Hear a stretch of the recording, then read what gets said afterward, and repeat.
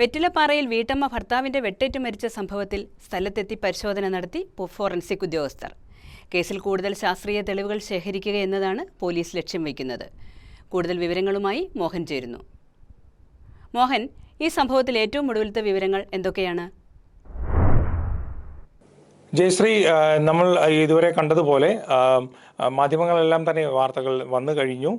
കോതമംഗലത്ത് വെറ്റിലപ്പാറയിൽ രാജീവ് ഗാന്ധി നഗറിൽ ഏതാണ്ട് 60ഓളം വീടുകളുള്ള ഒരു പ്രദേശമാണ്. ഇവിടെ ഒരു ബിജു എന്ന് പറയുന്ന വ്യക്തി അദ്ദേഹത്തിൻ്റെ ഭാര്യയെ സിമ്മിയെ വെട്ടി കൊലപ്പെടുത്തിയ സംഭവം. ബിജു ഇപ്പോഴും ആശുപത്രിയിൽ തുടരുകയാണ്.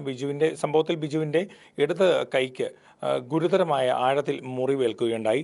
ഈ സംഭവം സംബന്ധിച്ച് ഇപ്പോഴും ബിജുവിൻ്റെ മൊഴി പോലീസ് രേഖപ്പെടുത്തിയിരിക്കുന്ന മൊഴി എന്ന് പറയുന്നത്, ബിജു പോലീസിനോട് പറയുന്നത് ഇത് ഞാനല്ല, ബിജു അല്ല വെട്ടിയിരിക്കുന്നത്, ഭാര്യയായിട്ടുള്ള സിമി തന്നെ സ്വയം വെട്ടിയതാണ്. സിമിയുടെ ആക്രമണത്തിൽ തനിക്കും പരിക്കേറ്റു, ഇത് സിമി സ്വയം ചെയ്തതാണ് എന്നാണ് അദ്ദേഹം ഇപ്പോഴും പറയുന്നത്.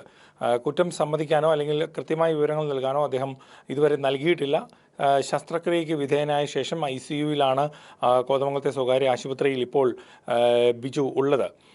ഇവിടെ നിന്നും ഇന്ന് ഈ സംഭവം നടന്ന സ്ഥലത്ത് ക്രൈം സീനിൽ ഇന്ന് ഫോറൻസിക് വിദഗ്ധർ, അതുപോലെ തന്നെ വിരലടയാള വിദഗ്ധർ സംഭവ സ്ഥലത്ത് എത്തിയിരുന്നു.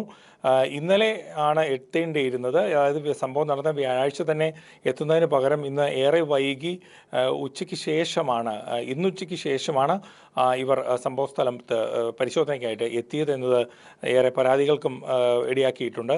മാത്രമല്ല, ഈ സംഭവം നടത്തിയിരിക്കുന്ന സംഭവത്തിനായിട്ട് കൊലപാതകത്തിനായിട്ട് ഉപയോഗിച്ചിരിക്കുന്ന ആയുധം കണ്ടെത്തിയിട്ടില്ല. ഈ ആയുധം വീട്ടിനുള്ളിൽ ഉണ്ടെന്നത് നിഗമനം മാത്രമാണ്.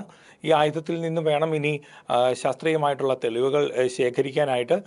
ആയുധത്തിൽ ബിജുവിൻ്റെ ഫിംഗർ പ്രിൻ്റ് തന്നെയാണോ എന്നത് സ്ഥിരീകരിക്കേണ്ടതായിട്ടുണ്ട്.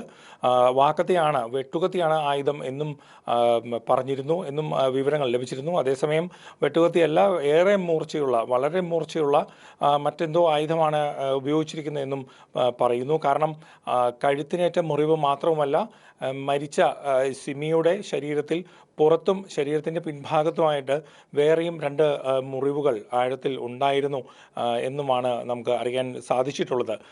അതോടൊപ്പം തന്നെ പ്രതിക്ക് യാതൊരു രീതിയിലും രക്ഷപ്പെടാൻ സാധ്യതയില്ലാത്ത വിധം പഴുതടച്ചുള്ള ഒരു കുറ്റപത്ര സമർപ്പണമാണ് പോലീസ് ഇതുകൊണ്ട് ഉദ്ദേശിക്കുന്നത്. എല്ലാ രീതിയിലും യാതൊരു വിധത്തിലും പ്രതിക്ക് ഈ കുറ്റകൃത്യത്തിൽ നിന്നും കോടതിയിൽ നിന്നും രക്ഷപ്പെടാൻ സാധിക്കാത്ത വിധം കൃത്യമായ ശാസ്ത്രീയ തെളിവുകളോട് കൂടിയുള്ള ഒരു കുറ്റപത്ര സമർപ്പണമാണ് പോലീസ് ഇതിൽ നിന്നും ഉദ്ദേശിക്കുന്നത് എന്നും വ്യക്തമാണ്.